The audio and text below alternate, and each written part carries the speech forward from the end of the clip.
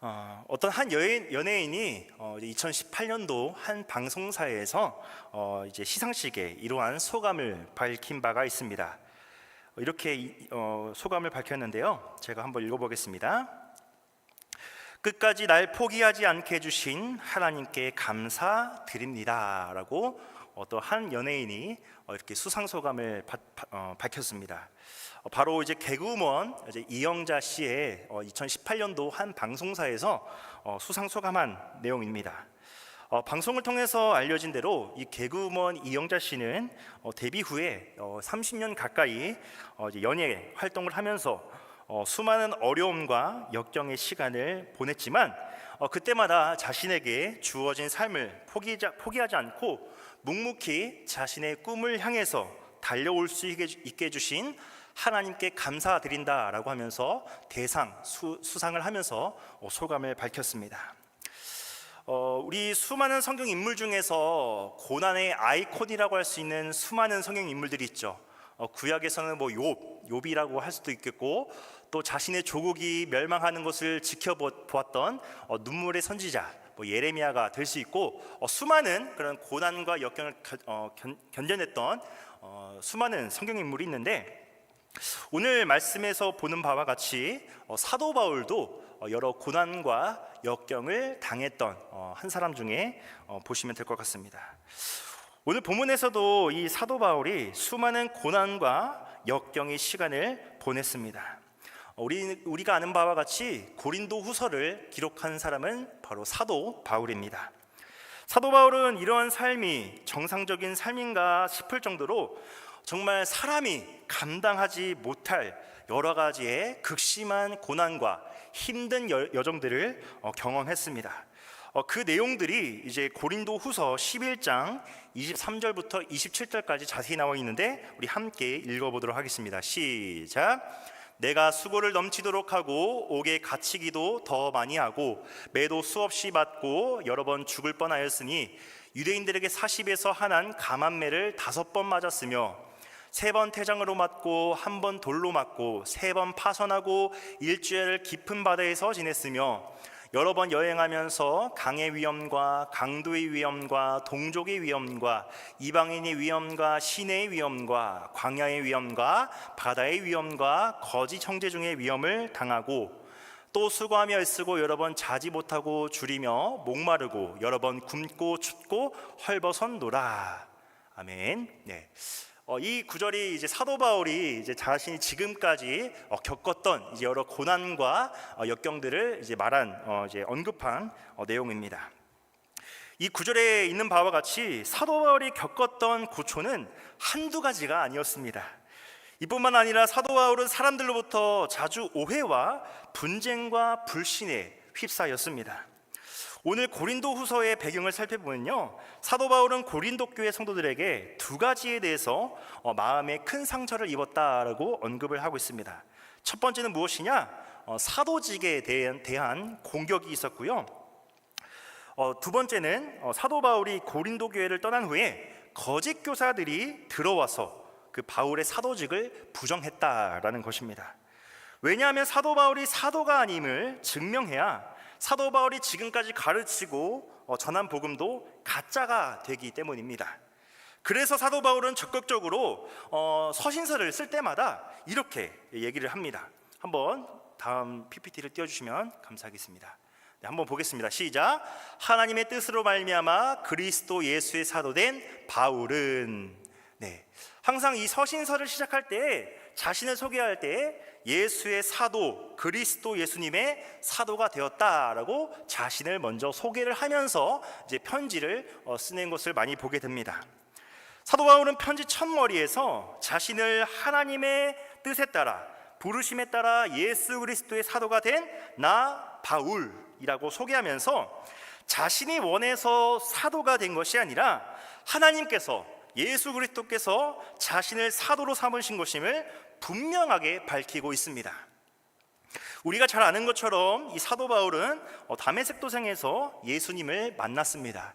그 전에는 예수님을 믿었던 수많은 그리스도인들을 박해하고 또 죽였던 그런 핍박했던 자였지만, 다메섹 도상에서 부활의 예수님을 만나고 예수님은 그 사도 바울을 이방에 복음을 전하기 위한 사도로 부르셨습니다. 그래서 사도 바울은 자신이 가르치고 전한 복음이 무너지는 것을 지키기 위해서 자신의 사도됨을 계속해서 분명하게 밝히게 됩니다. 또 다른 두 번째는 무엇이냐? 교회 성도들의 오해 때문에 상처를 받았습니다. 사도 바울이 고린도 교회를 방문하기로 약속하고 이제 나중에 피치 못한 사정으로 인해서 방문하지 못했던 적이 있었습니다. 당시 예루살렘 본 교회에 어려움이 생겨서 마게도냐 지역의 그 수많은 교회들이 헌금을 걷어서 사도 바울을 도와주고자 했습니다. 근데 그 헌금을 전달하는 일을 사도 바울이 맡았는데 사도 바울이 피치 못할 사정으로 그 교회를 이제 고린도 교회를 방문하지 못했던 것입니다. 그래서 당시 그 고린도 교회 성도들이 사도 바울을 거짓말쟁이로 오해하였고 또 이로 인해서 사도 바울이 조금 상처를 받았던 것을 보게 됩니다. 이처럼 사도 바울은 수십 년 동안 사도로서 또 복음의 전달자로서 살아갔을 때에 육체적으로나 정신적으로나 많은 고난을 받았었습니다. 제가 개인적으로 봤을 때는 사도 바울의 인생을 살라고 하면 저는 절대로 못 살 것 같습니다. 그런데 사도 바울은 그 주님의 부르심을 받고 저도 저주받을 인생이라 느꼈을 만큼 여러 힘겨운 일들을 겪어야만 했습니다. 그런데 놀랍게도 사도 바울은 단 한 번도 자신에게 주어진 삶을 불평하거나 불만을 늘어놓지 않았습니다. 자신의 사명과 부르심의 소명을 끝까지 감당하였습니다. 오히려 주님을 위해서 사는 일들을 최고의 가치로 여겼으며 마지막 돌기둥 위에서 순교를 당하기까지 사도 바울은 예수님을 증거했습니다. 아까 앞서 제가 말씀드렸던 수많은 역경과 고난을 이겨내고 끝까지 주님을 위해서 살아갔던 그 개구먼 이영자 씨와 또 오늘 이 사도 바울의 삶은 믿음으로 오늘을 살아가는 저와 우리 성도님들에게 한 가지 중요한 메시지를 던져주고 있습니다. 바로 무엇이냐? 그것은 우리가 그리스도인으로서 이 세상을 살아갔을 때 피할 수 없는 고난을 당하게 된다는 것입니다. 근데 그 고난 앞에서 우리가 어떻게 반응해야 할 것인가 라는 것입니다. 어제 제가 개인적으로 이제 거울을 한번 보게 되었습니다. 저희 와이프 화장대 거울을 한번 좀 본 적이 있었는데 새치머리가 좀 여러 가닥이 생겼습니다. 우리 성도님들 앞에서 제가 흰머리를 얘기하는 것이 조금 부끄럽긴 하지만 아무튼 제가 아직 젊은 나이인 것 같은데 어제 거울을 좀 살펴봤을 때 좀 흰 새치머리가 좀 여러 가닥이 났던 것을 보게 됩니다. 그렇게 좀 보면서 이렇게 생각해봤습니다. 올 한 해도 정말 많은 스트레스를 겪으면서 힘든 시간을 보냈구나라는 그런 생각이 들었습니다. 저뿐만 아니라 이 자리에 계신 우리 성도님들 여러분들이 모두 올 한 해 7개월 동안 많은 일들을 겪으셨을 것입니다. 물론 행복한 일도 있었을 것이고 기쁜 일도 있었지만 우리 삶의 문제 앞에 많은 고민과 압박과 스트레스를 경험하면서 고난의 시간도 겪으셨을 것입니다. 아마도 지금도 고난 중에 계신 성도님들이 있을 것이고 또 앞으로 다가올 고난의 무게는 점점 더 무거워질 것입니다. 세상이 그리스도를 알지 못하게 우리 그리스도인들을 고난과 환난은 당할 수밖에 없습니다. 자, 그렇다면 저와 여러분들이 환난, 고난이 우리들에게 찾아왔을 때에 우리가 어떻게 반응하며 살아가야 할지 우리 두 가지를 통해서 살펴보기를 소망합니다. 자, 첫 번째는요, 우리 함께 읽어보겠습니다. 시작. 아멘. 앞서 살펴본 것처럼 사도 바울은 교회 안팎으로 여러 가지 문제들로 인해 극심한 고난을 당하고 있었습니다. 그런데 오늘 본문의 3절부터 4절까지 보시면요, 바울이 이런 고백을 합니다. 우리 3절과 4절을 보겠습니다. 시작. 찬송하리로다. 그는 우리 주 예수 그리스도의 하나님이시오 자비의 아버지시오 모든 위로의 하나님이시며 우리의 모든 환난 중에서 우리를 위로하사. 아멘. 자, 극심한 고난 중에 있는 사도 바울이 지금 무엇을 고백하고 있습니까? 바로 하나님 아버지를 찬양하고 있습니다. 어떤 내용의 찬양입니까? 과거에도 현재에도 나중에 미래에도 모든 위로의 하나님께서 온갖 고난을 겪고 있는 나를 위로해 주셨다라고 말씀하고 있습니다. 사도 바울은 특히 3절부터 7절까지 이 위로라는 단어를 많이 사용합니다. 무려 10번이나 강조해서 반복해서 사용하고 있습니다. 그러니까 성경에서 많이 반복되는 단어는 그만큼 중요하다라는 거겠죠. 근데 오늘 3절부터 7절까지 위로라는 단어가 10번이나 등장을 한다라는 것입니다. 고난 중에 있었던 사도 바울의 심령으로부터 불평과 불만이 아니라 오히려 찬양과 감사의 고백이 터져 나올 수밖에 없는 이유는 첫째 무엇이냐? 그가 당한 고난이 자기의 욕심이 아니라 예수님을 증거하는 사도로서 받은 고난이라는 것을 의미하기도 합니다. 자신의 욕심을 위해서 내가 계획한 일들이 이루어지지 않거나 내가 원하는 바가 고난으로 인해서 이루어지지 않을 때에 불평과 불만이 나올 수밖에 없습니다. 그 예가 바로 이제 구약의 이스라엘 백성들이라 할 수 있겠죠.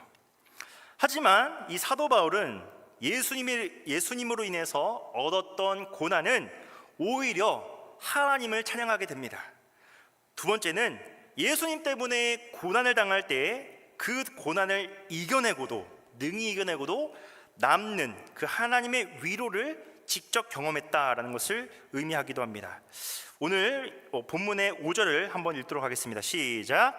그리스도의 고난이 우리에게 넘친 것 같이 우리가 받는 위로도 그리스도로 말미암아 넘치는도다. 아멘. 자, 여기서 보니까 우리 그리스도인의 고난이 없다라고 말하지 않습니다. 오히려 그리스도의 고난이 우리에게 넘친다라고 말을 하고 있습니다. 이 단어만 봤을 때는 왜 이상한 소리를 하지? 왜 위로의 말씀을 해야 되는데 왜 고난이 우리에게 더 넘친다라고 고백하지? 라고 하지만 그만큼 우리가 받는 위로도 넘친다라고 설명을 하고 있습니다. 사도 바울이 예수님 때문에 겪고 있는 지금 이 고난은 사람이 감당할 수 없을 정도로 극심하긴 했지만 그것과는 비교할 수 없을 정도로 그 크신 하나님의 위로를 경험했기 때문에 사도 바울은 어떤 상황 속에서도 위로의 하나님을 찬양할 수 있었던 것입니다. 자, 여기서 이 위로라는 그 단어의 원어가 무엇이냐? 파라클레시스라는 헬라어 원어가 있습니다. 그리고 요한복음에서 예수님이 성령 하나님을 소개할 때 보혜사, 우리 그 단어 잘 아실 텐데요, 보혜사라는 단어도 이 파라클레토스라는 단어를 쓰게 됩니다. 이 두 단어는요 어원도 같고 의미도 같습니다. 그러니까 보혜사 성령, 그리고 오늘 사도 바울이 기록한 이 위로의 의미는 똑같다, 같은 의미를 가지고 있다라는 것입니다. 자, 그래서 이 파라클레토스, 이 보혜사 성령이라는 단어를 보면요 중보자, 변호자, 위로자의 의미를 가지고 있습니다. 다시 말해서 저와 우리 성도님들 안에 계신 보혜사 성령님이 우리를 위로해 주시는 분이다 라고 예수님께서 말씀하셨고 또 사도 바울도 이렇게 언급을 하고 있는 것입니다. 자, 그렇다면 하나님께서는요 우리를 어떻게 위로하실까요? 이사야 66장 13절에 보면 이렇게 말을 합니다. 제가 읽겠습니다. 어머니가 자식을 위로하는 것처럼 하나님께서 우리를 위로하실 것이다 라고 이사야 66장 13절에 기록을 하고 있습니다. 제가 옛날에 한번 유치부 설교를 했던 적이 있었습니다. 무슨 이유인지는 모르겠지만 한 2살에서부터 3살 정도 되는 그런 여자애기가 막 울면서 엄마에게 달려갔습니다. 그리고 그 엄마 품에 안겼는데 그 어린아이가 금방 울음을 그치는 모습을 보았습니다. 또 최근에도 저희 아기가 제가 지난주 3일 동안 이제 집에 안 있고 이제 2박 3일 동안 수련회 다녀오면서 그전에는 조금 저희 딸을 잘 돌봤는데 3일 동안 집에 없었다고 그 다음 이제 수련회 끝나고 가는 집에 제가 앉자마자 저희 아기가 막 울기 시작합니다. 그런데 엄마 곁에 갔을 때는 조금 울긴 하였지만 금세 그치는 모습을 보았습니다. 어린아이에게 있어서 엄마 품은 정말 포근하고 따뜻한 안식처입니다. 제가 어렸을 때 저희 어머니 다리맡에 누워서 이제 귀를 파줬을 때가 제일 따뜻하고 포근했던 것 같습니다. 아무튼 우리가 어머니 품에 안기면 무서움은 온데간데 없어지고 그 아이는 금세 스르륵 잠이 들기도 합니다. 자, 하나님이 주시는 위로가 이와 같습니다. 우리의 인생의 문제 앞에 어려움이 찾아올 때 하나님께 나아가서 저와 여러분들의 모든 답답한 마음과 괴로운 심정들을 한없이 쏟아내면요, 하나님은 우리의 이야기를 다 들어주시고 위로해 주신다라는 것입니다. 그래, 수고했다. 힘들었지? 조금만 더 참아. 내가 도와줄게. 이렇게 위로해 주시는 하나님의 그 음성을 통해서 고난을 넉넉히 견디어낼 수 있는 힘을 얻게 됩니다. 그래서 사도 바울은 6절 하반절에 이렇게 고백을 하고 있습니다. 이 위로가 너희 속에 역사하여 우리가 받는 것 같은 고난을 너희도 견디게 하느니라. 아멘. 하나님이 주시는 위로를 우리가 경험하지 못하면 우리는 고난을 절대로 견뎌낼 수가 없습니다. 뿐만 아니라 그 고난의 시간들로 인해서 우리 마음에 상처만 남게 될 것입니다. 그러나 하나님이 우리에게 주시는 위로를 경험할 때 우리에게 주어진 여러 가지 고난과 역경들을 넉넉히 견딜 수 있고 나중에 또 승리를 쟁취할 수 있습니다. 그리고 성도님들의 그 고난의 시간들을 상처가 아닌 은혜로 결국 남게 될 것입니다. 그러기에 우리 성도님들께서 환난이 찾아올 때에 반드시 하나님이 주시는 위로를 경험해야 될 줄 믿습니다. 혹시 지금 이 시간 우리 가운데 삶의 문제로 마음이 힘들고 어려운 분들이 지금 계시다면 이 시간을 통하여서, 예배를 통하여서 하나님이 주시는 위로를 경험할 수 있기를 예수님 이름으로 간절히 축복합니다. 자, 두 번째는요, 한번 읽어보겠습니다. 한번 띄워주시면요, 시작. 고난 중에 있을 때, 아멘. 우리 고린도후서 1장 8절에서 9절 읽도록 하겠습니다. 시작. 형제들아, 우리가 아시아에서 당한 환난을 너희가 모르기를 원하지 아니하노니 힘에 겹도록 심한 고난을 당하여 살 소망까지 끊어지고 우리는 우리 자신이 사형 선고를 받은 줄 알았으니 이는 우리로 자기를 의지하지 말고 오직 죽은 자를 다시 살리시는 하나님만 의지하게 하심이라. 아멘. 사도 바울은 자신이 당한 고난으로 인해서 살 소망이 끊어지고 마음속으로 사망 선고를 받았다라는 느낌이 들 정도로 절망적이었다라고 고백을 하고 있습니다. 그러니까 인간적인 그런 고백을 하는 것이죠. 사도 바울은 왜 이렇게 극심한 고난을 당하며 살았을까요? 사도 바울은요, 그 누구보다도 예수님을 사랑했던 사람이었습니다. 예수님을 위해서 살고자 헌신적으로 노력했던 사람이었습니다. 하나님은 충분히 사도 바울을 고난에서 건져내실 능력이 있는 분이신데 사도 바울이 왜 살 소망까지 끊어져 마음의 사형 선고를 당한 것 같은 느낌이 들 때까지 사도 바울을 왜 고난 가운데 내버려 두셨습니까? 우리 가운데 혹시 생명의 위협을 느끼는 극한 상황을 경험해 보신 적이 있으십니까? 우리가 극한 상황이 되면 물질이나 사람의 도움은 아무런 소용이 없다라는 것을 깨닫게 됩니다. 그리고 비로소 하나님을 찾게 됩니다. 믿지 않는 사람들도 마찬가지죠.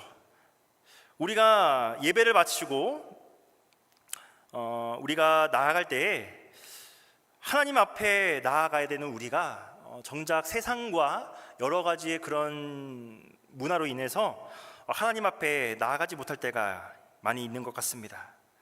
그러기에 우리에게 있어서 불평과 불만이 많이 또 있게 되지만, 근데 정작 놀라운 것은 사도 바울이 자신의 그런 고난이 너무나 사형 선고 같이 힘들다라고 고백하였지만 그 성경 어디에서도 사도 바울이 하나님 앞에 불평과 불만을 늘어놓았다라는 그런 말이 성경에서도 단 한 번도 등장하지 않습니다.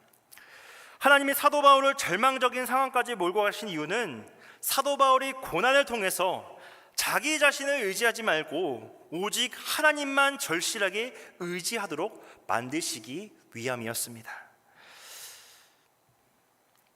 고난이 갖는 두 가지 큰 영적인 의미가 있습니다. 첫 번째는 고난을 통해 진짜가 구별이 됩니다. 내가 마지막까지 놓치지 말아야 할 본질과 그 본질을 붙잡기 위해서 반드시 버려야 할 비본질적인 것들이 무엇인지 깨닫게 됩니다. 진짜는 평안할 때 절대 구별이 되지 않습니다. 우리가 곡식을 거둘 때 도리깨로 탁탁 쳐야만 진짜 알맹이만 골라지는 것처럼 우리가 정말 비명소리가 나올 정도로 고난을 당하면 진짜 내가 붙잡고 있어야 될 것과 버려야 할 것을 구별할 수 있게 된다는 것입니다. 우리 마음 가운데 평안이 있는 거 너무나 중요하죠. 하나님의 은혜와 평강이 있는 거 매우 중요하지만 거기에만 몰두하다 보면요, 하나님의 은혜를, 하나님의 말씀을 우리가 망각하게 됩니다. 그렇기 때문에 이 고난이라는 그 키워드, 고난이라는 것들이 우리에게 여러 번 찾아올 때가 있는데, 고난을 통하여서 다시 한 번 더 하나님의 은혜와 하나님의 그 임재하심을 다시 한 번 더 구별하고 깨달을 수 있다는 것입니다. 그래서 오늘 이 시간에 정말 우리 성도님들이 붙잡고 있어야 될 것과 버려야 할 것들이 무엇인지 분별할 수 있는 지혜를 달라고 함께 기도하셨으면 좋겠습니다. 마지막 두 번째는 이러한 과정을 통해서 진짜를 구별할 때에 9절 말씀처럼, 오늘 1장 9절 말씀처럼 죽은 자를 다시 살리시는 하나님만 온전히 의지하는 믿음으로 살게 된다라는 것입니다. 말씀을 맺도록 하겠습니다. 사도 바울은 예수님을 증거하는 사도로서 많은 고난을 당했습니다. 힘에 없도록 심한 고난을 당하면서 살 소망까지 끊어지고 마치 자신이 사형 선고를 받은 것 같은 여러 가지의 절망스러운 상황도 겪었습니다. 그럼에도 불구하고 사도 바울이 하나님을 오히려 찬송하며 죽기까지 예수 그리스도를 위한 삶을 포기하지 않았던 것처럼 하나님이 주시는 위로를 경험했고 하나님만 온전히 의지했기 때문에 사도 바울이 그 사명을 잘 감당했던 것입니다. 이 땅에서 믿음으로 살아가는 우리 성도님들에게 하나님이 원하시는 것은 하나님의 선택함으로 인해서 피할 수 없는 고난과 역경이 우리 성도님들 가운데 주어질 때에 다른 것들을 찾지 아니하고 의지하지 아니하고 오직 하나님만을 나의 위로와 소망으로 삼는 것입니다. 이것을 깨닫기 위해서 가끔은 하나님께서 우리에게 아픔을 주시기도 하십니다. 그래서 아픔을 당할 때 사도 바울의 심정과 같이 마치 사형 선고를 받은 것처럼 죽은 것 같은 고통이 느껴지기도 합니다. 그런데 그것이 지나고 보면 그 아픔이 결국 나를 살렸다라는 것을 알 수 있게 됩니다. 내가 그 고난을 당하면서 아프고 슬프지 않았더라면, 내 등에 무거운 멍에로 메어지지 않았더라면 하나님이 아닌 우리는 세상의 것에 위로와 소망을 삼을 수밖에 없다는 것을 하나님이 이미 아시기 때문에 때때로 저와 여러분들에게 고난으로 우리를 인도하시게 됩니다. 고난이라는 도리깨를 사용하셔서 우리가 붙잡고 있었던 세상의 모든 것들을 다 털어내 버리시고 어떠한 상황 속에서도 하나님만 바라고 보고 붙드는 그런 정금과 같은, 순금과 같은 믿음을 가진 진짜 그리스도인, 진짜 하나님의 사람으로 우리를 만들어 주실 것입니다. 도리깨를 이용했을 때 여러 가지의 그런 힘든 과정들, 그리고 여러 가지 아픔의 과정들이 있긴 하지만 그 알맹이가 남듯이 저와 여러분들의 그 믿음의 알맹이가 남아지길 소망합니다.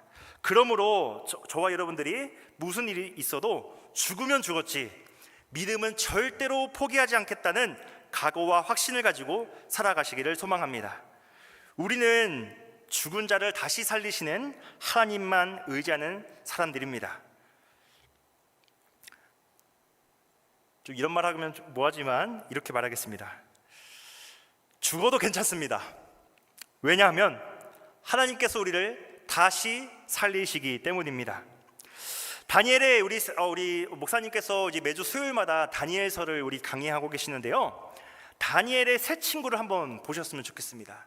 사드락과 메삭과 말씀 아직 아닙니다. 예. 사드락과 메삭과 아벳느고, 이 다니엘의 세 친구를 보십시오.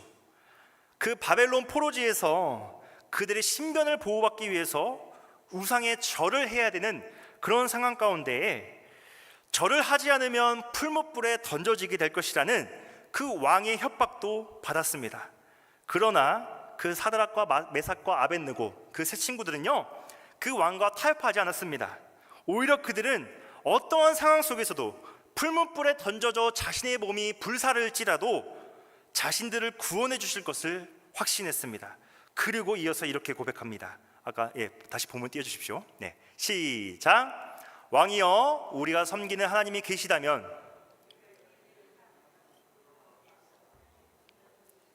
왕의 손에서도 건져내시리이다. 그렇게 아니하실지라도 왕이여, 우리가 왕의 신들을 섬기지도 아니하고 왕이 세우신 금신상에게 절하지도 아니할 줄을 아옵소서. 아멘. 다니엘의 세 친구의 이 신앙을 지켰을 때 그들은 결박당한 채로 평소보다 7배나 더 뜨거운 그 풀무불에 던져지게 되었습니다. 다니엘의 세 친구를 붙든 사람이 곁에 있다 타 죽을 정도로 그 불은 정말 뜨겁고 정말 매서웠습니다. 그러나 세 친구는 하나님이 불 가운데서 살려주셨습니다.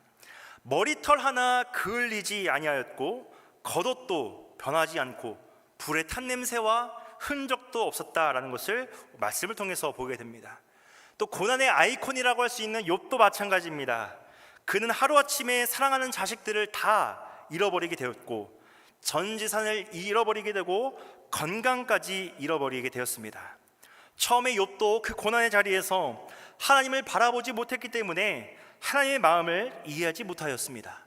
그러나 그가 고난에서 눈을 돌려서 정말 자신의 시선을 하나님께 바라보았을 때에 자신에게 처했던 그 고난 가운데 함께 하시는 하나님을 알게 되었습니다. 그래서 욥이 이렇게 고백합니다. 욥기 23장 10절입니다. 나의 가는 길을 그가 아시나니 그가 나를 단련하신 후에는 내가 순금같이 되어 나아오리라. 아멘. 사랑하는 우리 영진교회 성도 여러분, 2025년도 이제 하반기입니다. 제가 이제 교회 온 지 얼마 안 된 것 같은데 이제 어느덧 벌써 이제 훌쩍 시간이 지나갔습니다. 2025년도 하반기에는요, 정말 예수님을 믿는 믿음으로 인해서 우리에게 많은 고난이 있었을 것입니다. 그럼에도 예수님을 바라보면서 끝까지 포기하지 않고 인내함으로 지금 이 자리에 계신 우리 모든 분들 정말 수고 많으셨습니다. 정말 고생 많으셨습니다. 모든 환난 가운데서 우리를 위로하시는 하나님의 사랑과 위로가 이번 또 하반기에도 우리 성도님들의 삶 가운데 함께 하시기를 간절히 소망합니다. 죽은 자 가운데서 우리를 살리시며 어떤 상황 속에서도 저와 우리 성도님들을 구원하시는 하나님만 의지하는 믿음으로 살아가시기를 소망합니다. 하나님 나라 가는 그 순간까지 우리 부르심의 소명을 잃지 아니하고 오직 우리가 구원의 통로, 축복의 통로, 행복의 통로로 귀하게 쓰임받을 수 있는 우리 모든 영진교회, 우리 모든 성도님들 되시기를 예수님 이름으로 간절히 축복합니다.